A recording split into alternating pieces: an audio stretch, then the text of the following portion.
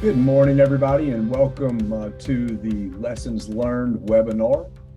Today, we'll be going through the shooting that took place back in 2012 in Newtown, Connecticut, known as the Sandy Hook Elementary School. I've been doing a lot of research on it, and today we'll go through some of the lessons learned. It was an absolutely horrible event. 26 people were killed that day. Most of those being 6-year-olds, first graders. So absolutely horrible situation. And I think that we do, owe it to these types of events to go back, though, and figure out, what lessons can be learned so that we can make sure that we're applying them in any of our type of entities. But those of y'all who are first joining, my name is Barrett Kendrick. I provide active shooter response training and personal defense training to all kinds of different type of entities and people, and would love to be available to answer any questions that you may have.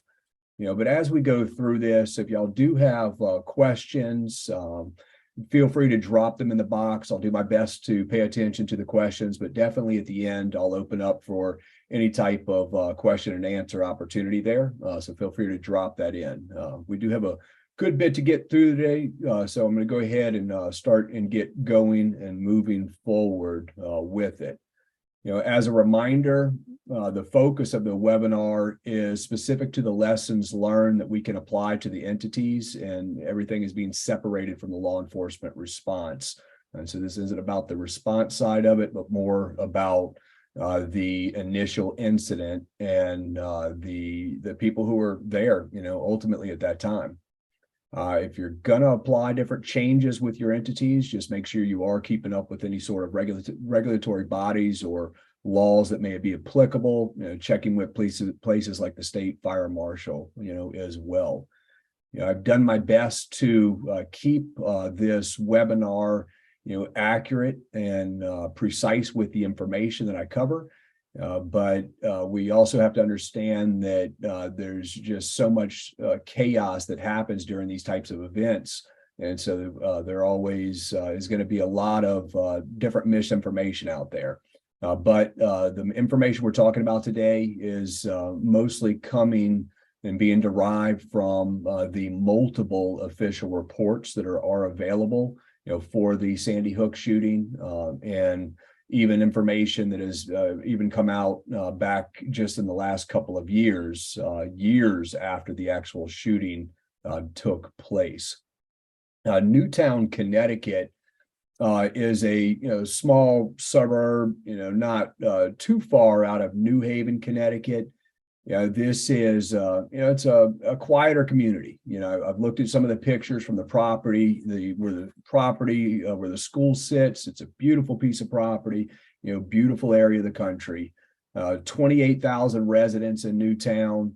And in regards to crime, this is not a place that you would see crime. Ultimately, there was one homicide in the 10 years prior, to this event. And so, this is just really anywhere America, right? That's typical for when you go back and you look at the different witness reports and you talk to the people.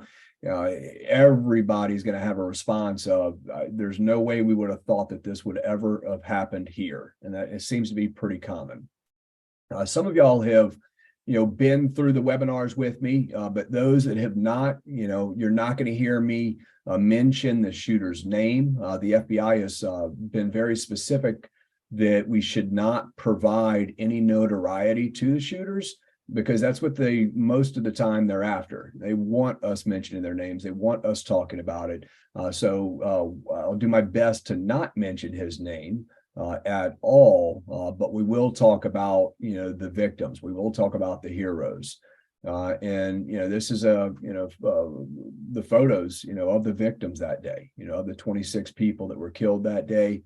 And like I said, very, very horrible incident. I remember this took place. I just had my first child, so as a parent, I just can't imagine what this, with the parents and families and community had to go through and are still going through, dealing with it. When we talk about an active shooter threat, the FBI defines an active shooter as one or more individuals that are actively engaged in killing or attempting to kill people in a populated area.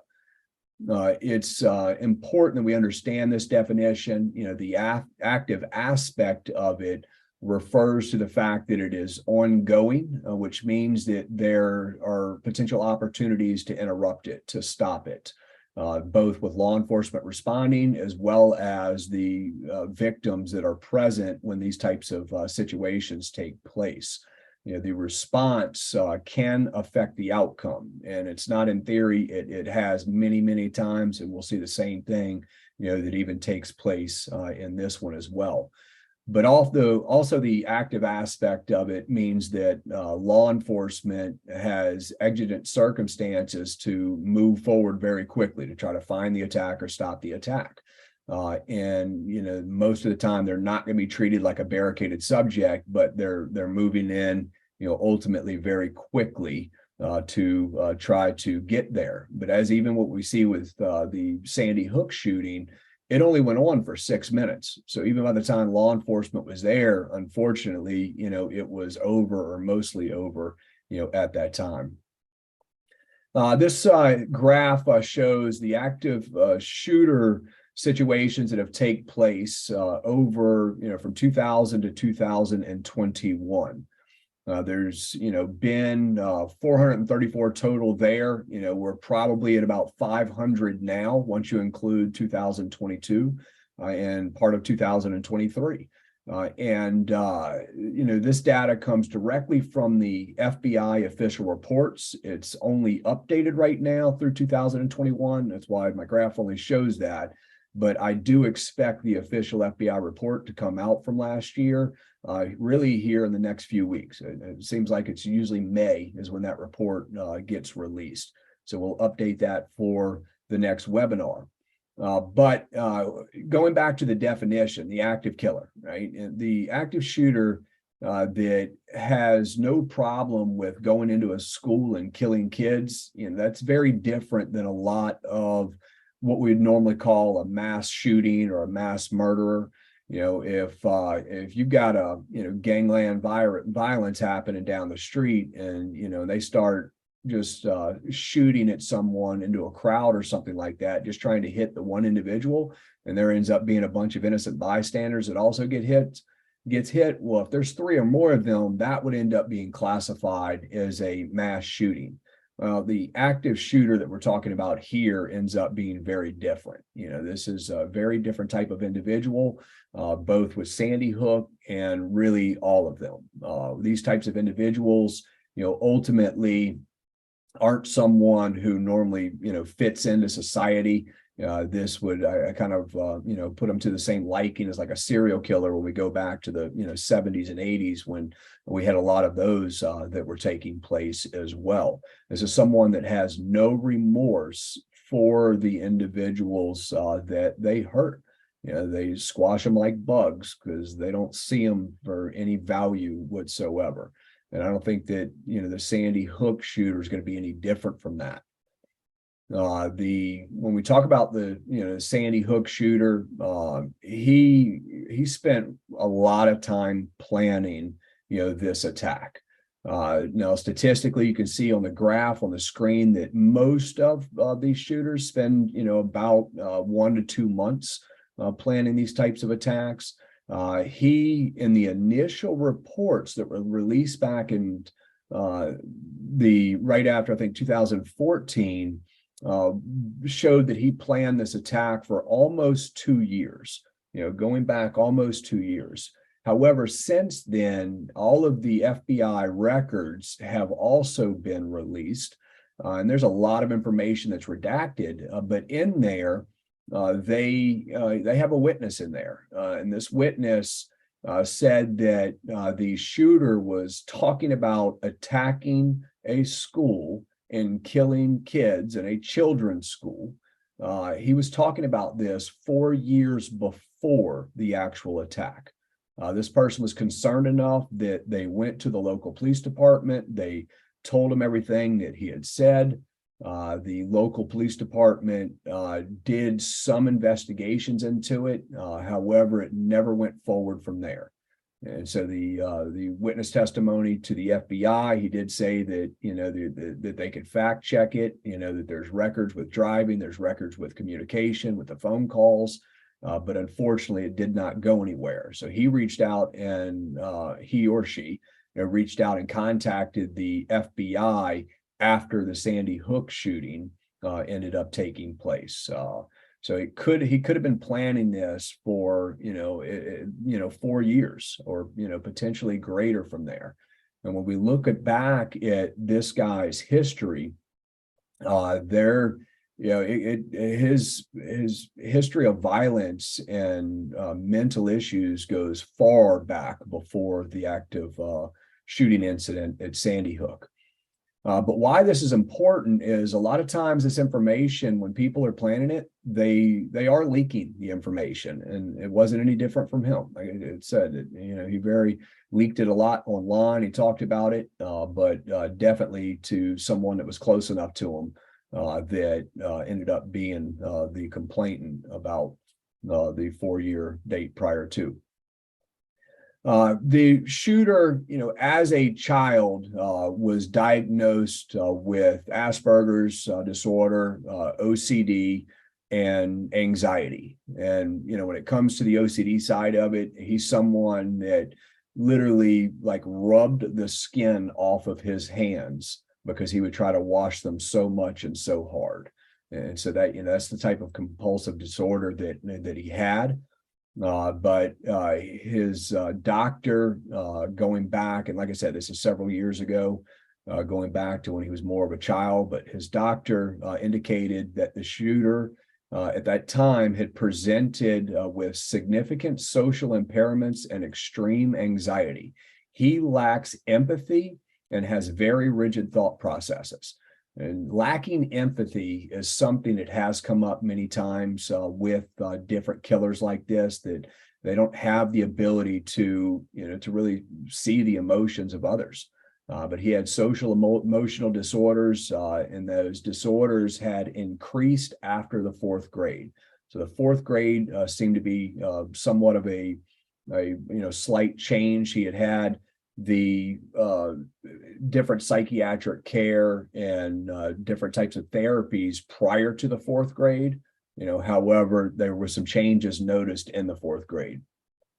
He and his parents did not seek or participate in any mental health treatment after 2008. And so, leading up, I think it was from 2004, about 2000, maybe 2003 up to 2008, they were dealing with different types of mental health professionals or therapists at different times. But after 2008, his records ultimately end up going blank. The pediatric records showed that his obsessive compulsive disorders, such as hand washing, leading to excoriated skin and clothing rituals on raw hands. So it's kind of what I was mentioning earlier. In the 5th grade, he co-authored with a friend a book that has become known as the Big Book of Granny. This book is sick and twisted. It's basically a different set of stories that they, once put together, they call the book, but it's a different set of stories. He refers to the lady as Granny in here, and it seems to be from the son of Granny, from that person's perspective. But just a couple of quotes from the book. I like hurting people, especially children. One episode, Granny's son ends up shooting her in the head. In other words, the son shoots her, shoots his own mother in the head. And this is exactly what the shooter did, by the way. He ended up shooting his mom in the head before the Sandy Hook shooting. So you had a lot of different pieces like that in the book, that people are being blown up in the book, that Granny, she fell out of the boat in the book. And so rather than help her, he gave her something that would make her sink to the bottom and die. Right. So this was a book that he wrote back in the 5th grade. And really, it didn't really come to light until after the shooting, but there were definitely people that knew about the book. That was the fifth grade. In the seventh grade, one of the teacher had given out writing assignments to the students, instructing them to write a page or two about whatever they wanted to talk about. And so what did he wrote about? He wrote about 10 pages. So it's supposed to be a page or two. His ended up being about 10 pages of battles, destruction, and war. And not just somebody that has an interest in in war and that kind of stuff in history, but this was the violence was so disturbing that the teacher couldn't share it with anybody in the class. Wouldn't allow him to share it, and she ended up ultimately discussing it and talking to the principal about it because she was so disturbed by it, because she had never seen remotely anything close to it in all of her years teaching. He had a fascination with previous attacks. He kept a spreadsheet on mass murders. He contributed and updated to several Wikipedia pages on active killer events in the years leading up to Sandy Hook. He was part of online role playing where users would take the role of the Columbine killers. There's a twisted website, at least at the time, that was dedicated, to people that had an interest in the Columbine killers, and so he was a big part of this website. He was described as the weirdest person online. He spent almost all of his time researching, discussing mass murders with, like I said, an obsession beyond someone who would just have an interest in like crime TV or something. Over the years, he, as it got closer to the shooting, he became more and more disconnected, and isolated from society. He refused to talk to people face to face. His communication with his mom was via email. With his dad was, mostly via email. However, at least a year before the shooting, he had cut off all communication with his dad. So he refused to talk to his dad anymore via email. His dad had sent emails. They all went unresponded to. He had cut off many relationships that were very, closer to him. So people that he may have considered friends, he cut off. Online friends he had cut off. And he was really unable to maintain email communications. The mom had mentioned to someone that, this is a couple of months before the shooting, but she had said that he had had a really rough summer and he refused to go out at all. You can see the windows, have trash bags all taped up in them in the photo. His car sat for so long that, they ended up having to replace the battery in it because I believe it went months, without even being started. That's how long he was at home. He wouldn't go grocery shopping. He wouldn't go out and get anything for himself. His mom had to get everything for him. So he was definitely, secluding himself and cutting himself off from society.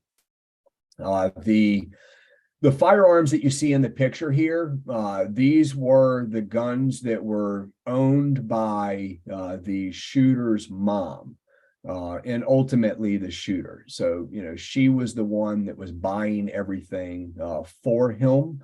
So even with going back to the history of violence, right, even, with his obvious interest in murder and killing and dating back to even when he was a younger kid, and all the mental illness issues, everything that they were dealing with, the mom was still buying them guns and giving them free access to it. And that's obviously a very unfortunate part of this. And ultimately, if somebody wants to hurt others, they can find ways, but at the same time, we've got to be very cautious with providing access to someone that, we may be a danger to themselves or somebody else. Ultimately, he went to the grave with his motive. There's been different speculation and stuff, with it, with the FBI files that came out a few years ago. It had, it showed that he had didn't consider himself a pedophile, but he definitely had pedophilic behavior. There was no evidence whatsoever that he had molested anyone or that, but he had a lot of strong interest in pedophilia. But like I said, no evidence that he had acted out on any of that kind of stuff.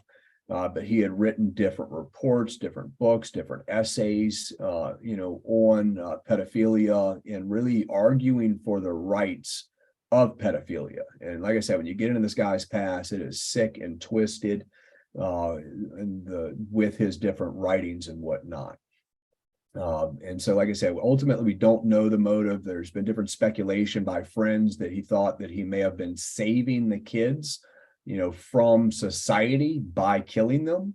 And it's hard to say because ultimately his brain is not working like my brain logically in that sense for the most part. The day of the shooting, there were 489 students that were present in the school that day and 82 staff members. You can see the overall school in the picture on the left. In the schematic on the right, the highlighted area is where most, really all of the violence ultimately ended up taking place that day. His mom had just gone out of town for 2 days to some sort of resort or something like that.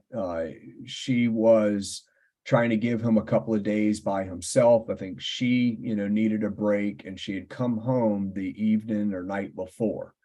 And again, their communications via email, at this time. But ultimately, while she was asleep, he walked in at about 9 o'clock in the morning and shot and killed his mom. He shot her 4 times in the head, while she laid there sleeping in the bed, and then went on to the school to kill, 26 more people and injure, ultimately 2 others. The shooting only lasted about 6 minutes from the time it began until the time that he ended it himself. The red lines that you see at the top of the screen, when I have the red lines up, it's representing gunfire.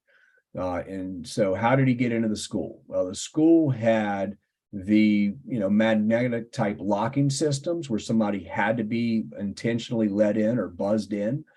And so, that's how the Sandy Hook was. So he couldn't get inside unless he was buzzed in. But in this case, he shot his way in.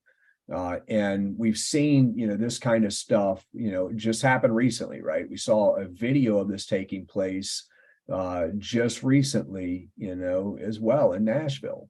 And the glass can be a big false sense of security in many times. Like, we have the security lock, somebody can't get through, but at the end of the day, it's glass unless we've done something else, to be able to strengthen it. But he fired 8 rounds into the glass on the right side of the door and ultimately ended up crawling through that. And I've mentioned this before in the webinars. There are ways to be able to retrofit, your glass panels to make them bullet resistant. And I've been pretty impressed, with the demonstrations I've seen with this stuff. And in this next clip, and it's just going to show me a video. And I keep in mind, my phone is on a tripod, but it's on the back side of this glass, ultimately, that is going to be shot in this video.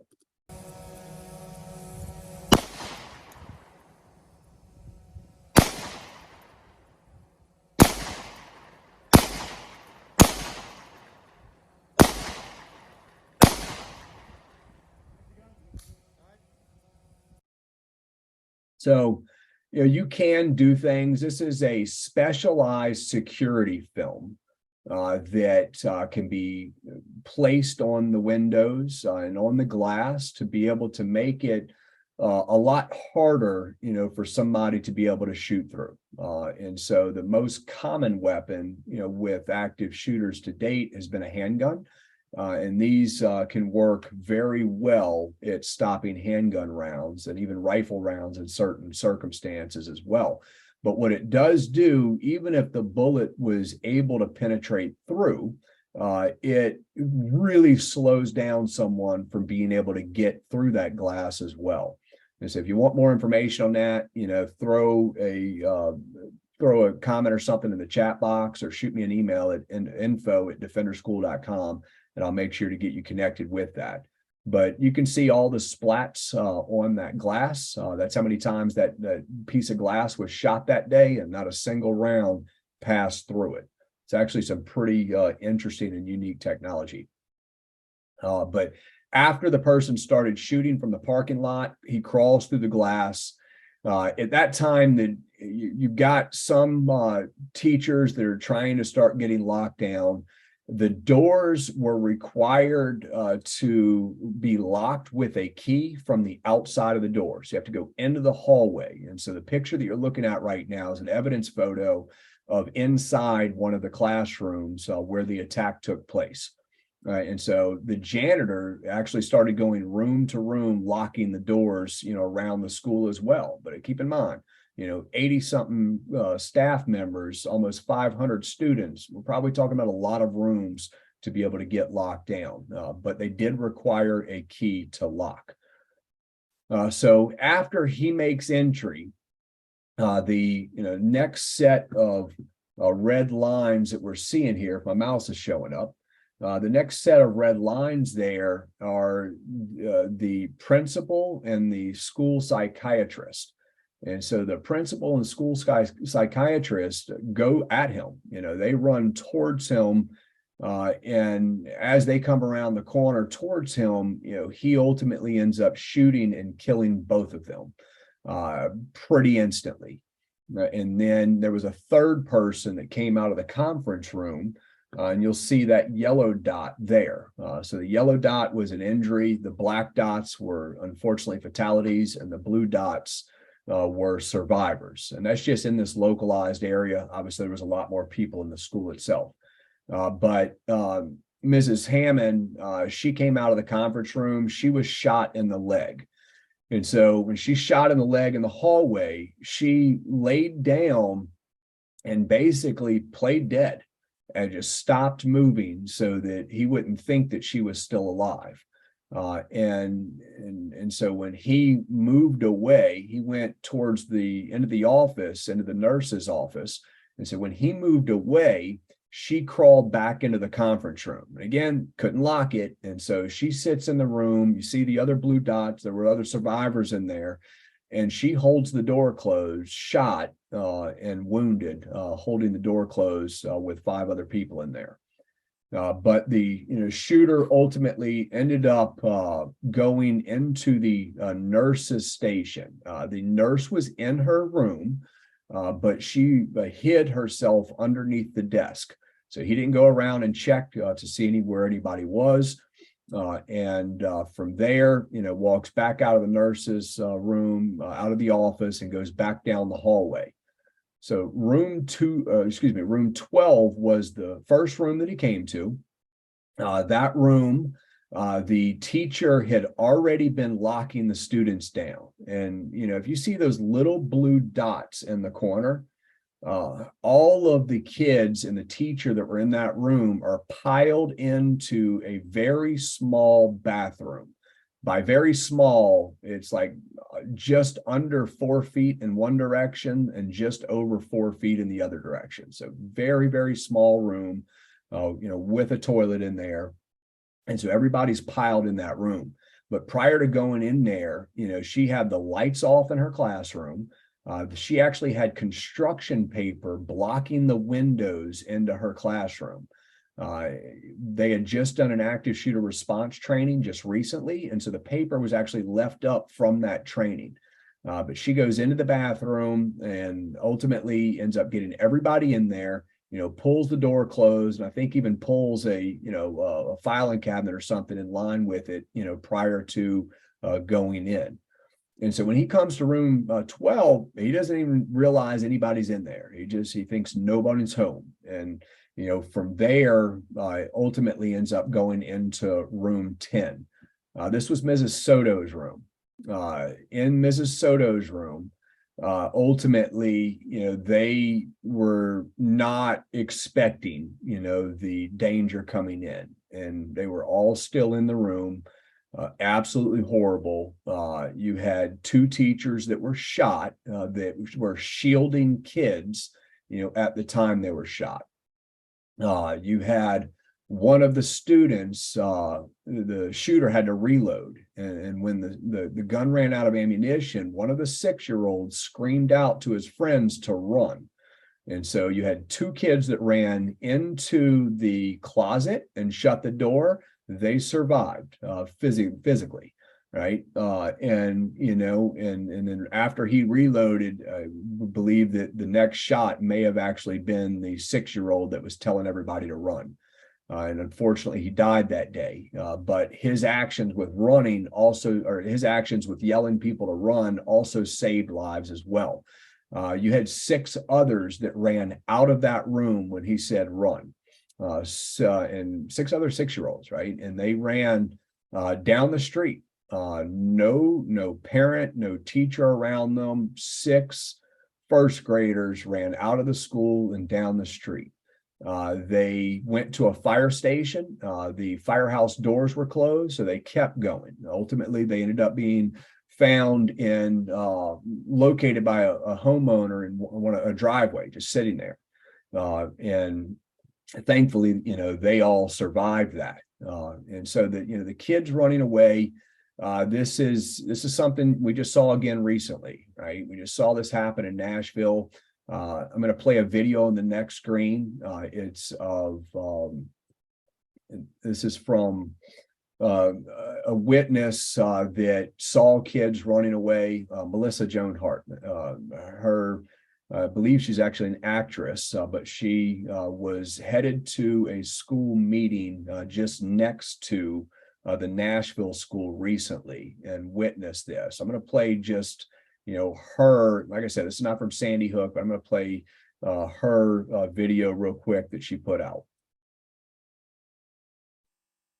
Hey guys, for those of you that know, I live in Nashville, and what's been going on here today, my kids go to school right next to a school where there was a shooting today, and we moved here from Connecticut, where we were in a school a little ways down from Sandy Hook. So this is our second experience with a school shooting with our kids being in close proximity. Luckily, we are all okay, but my husband and I were on our way to school for conferences, and luckily our kids weren't in today, and we helped a class of kindergartners across a busy highway that were climbing out of the woods. They were trying to escape the shooter situation at their school. So we helped all these tiny little kids cross the road and get their teachers over there, and we helped a mom reunite with her children.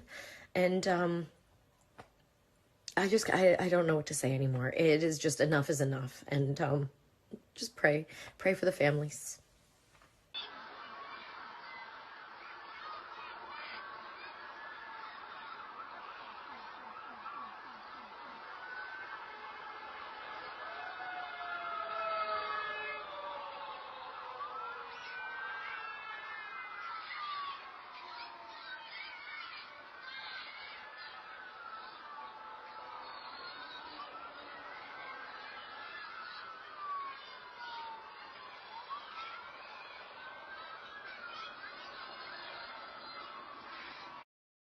So absolutely terrifying, video, to watch, knowing just what they had come from. But we put so much, especially in schools, so much accountability with kids, and we always have to know where they are. But at the end of the day, if anybody has the opportunity to get away from a shooting, it's far better, to be able to get out of that environment, out of it, completely. So if we can escape and evade, even if we can't get to a normal designated area, there's places that we can go to. The next room, after the shooter leaves room 10, he goes into room 8. This is where the most devastation was. The teachers in this room were trying to get all the kids in the bathroom as the shooter walked in. Shielding the kids, both teachers in that room were shot and killed. And unfortunately, then he shot almost every single child that was in that bathroom. One survivor, in that entire room, one survivor that was laying underneath, all the other victims. And this is, kind of going into the end of it with, the timeline is, from there, he ultimately ends up maybe, I think, shooting outside some. But ultimately, this is when police are responding. And so sirens are happening. You've got lots of law enforcement's coming. And he ultimately ends up taking his own life, before law enforcement makes entry there. So 6 total minutes of absolute devastation. Here in this graphic, I'm not going to go too detailed into it, but you'll see where it says one live round, one live round, one live round. Every time he went to load or unload the gun, he probably didn't have a great understanding of the operation with the firearm, and he kept ejecting around. But the only reason I put this in here is that it's good to understand that, there are different opportunities that sometimes present themselves in active shooter situations, when a shooter's gun goes down, to be able to get away, to be able to stop the attacker, in different ways to do that. But he ultimately ended up firing 154 rounds that day, before taking his own life. There were definitely heroes in this incident. The Victoria Soto, her classroom was classroom number 10. I already mentioned that, she shielded the other kids from bullets. Same thing with the special education teacher, Anne Marie Murphy. She was also in that same room with Mrs. Soto, room 10. School psychologist, Mary Sherlock, her as well as the principal, Dawn Hoxbrun, are the two that first ran, towards the attacker to try to intercept him. Jesse Lewis. Jesse is your first grader who was the one responsible for yelling for others to run. And there's no doubt, that by him just saying that, screaming that, that, you had those that ran out of the classroom and the others that hid that, ended up surviving this shooting. Lauren Russo, she died shielding kids in room 8, as well as Rachel Diavino. Both of them, shielding kids that were trying to get them into a closet when the shooter came into room 8. So, there's no doubt, those people are heroic, and they're not the only ones, right? There were other people there. These are the ones that ultimately gave their lives, but there were definitely others, even the janitor who's, rather than getting away himself, he's going room to room, locking doors to help protect the kids that were in the classroom. Moving forward, the official commission report made some recommendations. These recommendations are, some generic and some very specific to the incident. First off, they said that, awareness should be a key objective. People leak information. People recognize different behaviors. People recognize different threats. And so when that kind of stuff takes place, it's important that we are bringing it to the proper, officials or individuals to make them aware of it, at the very least to set a, track record, with individuals. The first recommendation that they made comes back to the locks. Now, y'all remember that I showed you a picture. It did not have a lock internally on the classrooms. And so if you wanted to lock the lock, you have to go into the hall and have a key. And so that was their first recommendation, was to have locks that could be locked by a teacher or by a substitute. So one of the classrooms had a substitute teacher. She did not have a key to even be able to lock that classroom. Said that the Exterior doors should be equipped with hardware capable of implementing a full perimeter, lockdown. We want to be able to strengthen the outside. Security is not foolproof, but what security does is delay, right? It delays someone from being able to get in there to be able to harm others.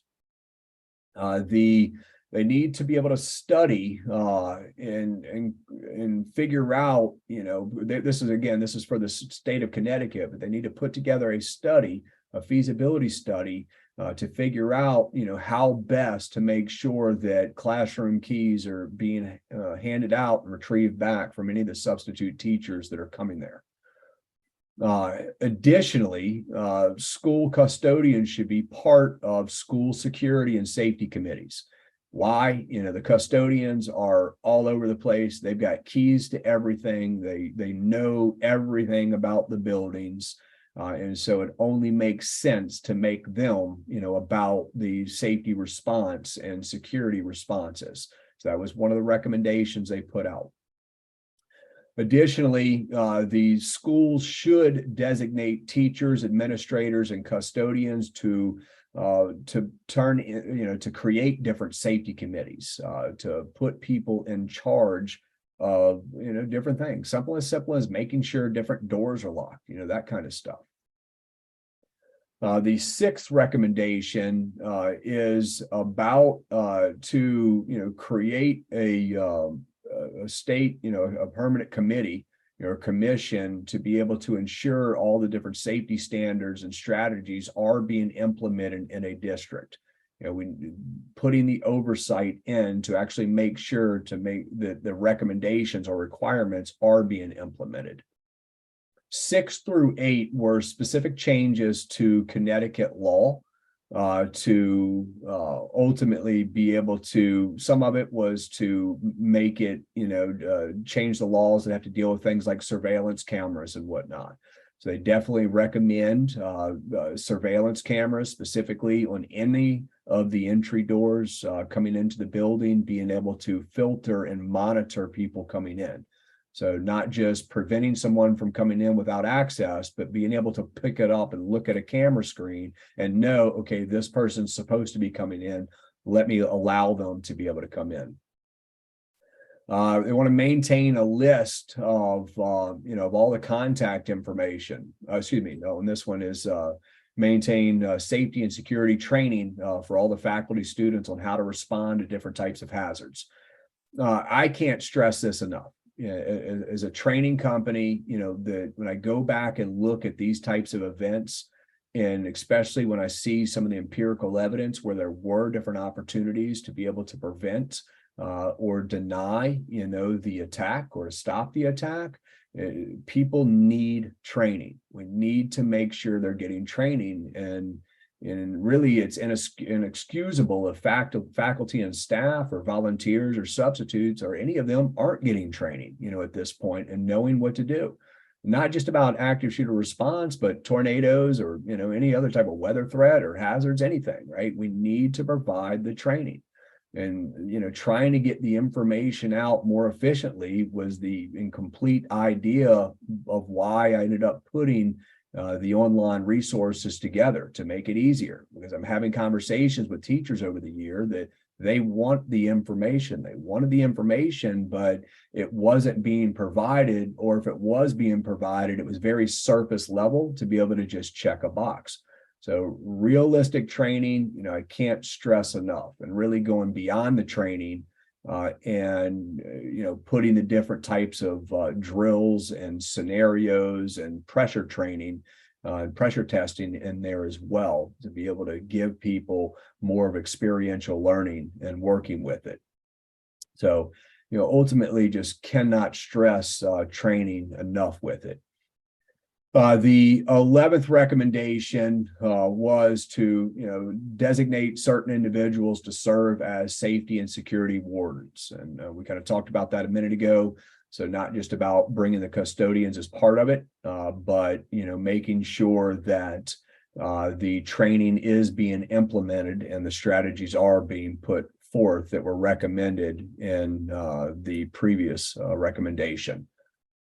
When it comes to designing schools, their 12th recommendation has to deal with that. And basically, wherever the denser population is, that needs to be away from the entry doors, meaning we should not have populated classrooms right when you come in the school building. They should be deeper in the schools and put the less populated types of rooms or facilities closer to the entry and exit doors. As a reminder, this goes back a couple of years ago, but the Department of Homeland Security has been very clear about this. Because active shooter situations are often over within 10 to 15 minutes before law enforcement arrives on the scene, individuals must be both mentally and physically prepared to deal with active shooter situations. Law enforcement response is typically faster than 10 to 15 minutes, usually much faster to be able to get to the shooting. But then a lot of times there's, delays trying to figure out where the shooter is, find the location, find the shooter, and a lot of times it is over, before they're able to get there. It's over because the shooter took their own life. It is over because unarmed civilians stopped the shooter. It's over because an armed civilian stopped the shooter, or it ends up being over because law enforcement, did. But, most active shooters stop on their own initiative, meaning they gave up. So they either took their own life or left. They gave up in some sort of fashion more often than not. And this goes back, to the training side of it, of being mentally and physically prepared for it. So, but build in the layers of security. But if somebody gets in, it's about the response. And we go back to the beginning talking about the active piece of it, is that because it is active, because it is ongoing, the response is an absolute variable in, the outcome and changing the outcome. So I can't stress the preparations on that side of it as much as possible. There's so much information on the Sandy Hook shooting, on, the shooter, on the victims. That was the 12 recommendations for, the entities to implement, prior to, moving forward from that shooting. Now, that was 2012. We're now in 2023. It's unfortunate when I look at a 2023 or 2022 incident, and I'm still seeing the same lessons that we're learning from the later incidents that we were learning with the earlier ones.